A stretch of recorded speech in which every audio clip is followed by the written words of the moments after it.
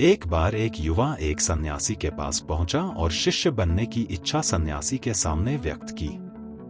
सन्यासी ने उस युवक को अपने पास रख लिया। युवा ने कुछ दिन बाद उस सन्यासी से पूछा, मैं सत्य की खोज में हूं, वह कहां पर मिलेगा? सन्यासी ने बोला, सत्य तुम्हें वहां पर जाकर मिलेगा जहां दुनिया का अंत होता है।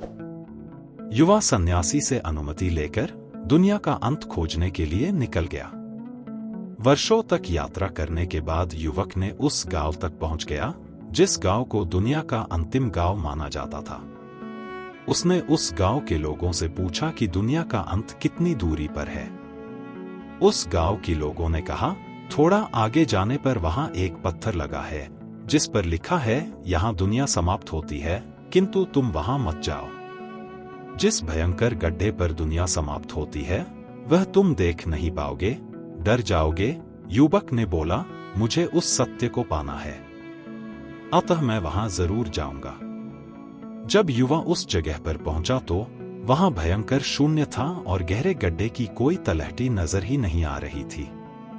उस युवक ने इतना भयभीत हो गया कि उसका मुंह से बोल ही नहीं निकल रहे थे और फिर उस युवक जो भागना शुरू किया तो सीधा सन्यासी के पास ही आकर रुका। सन्यासी ने उस युवक की दशा देखकर उससे पूछा, तख्ती के दूसरी ओर क्या लिखा था? युवक ने बोला, दूसरी ओर तो मैंने देखा ही नहीं, क्योंकि इस तरफ भीषण भयंकर दृश्य था। मैं बहुत डर कर वहां से भाग आया। तब सन्यासी ने उस युवक को समझाया कि तख्ती के दूसरी ओर यह लिखा था कि यहाँ परमात्मा का आरंभ होता है।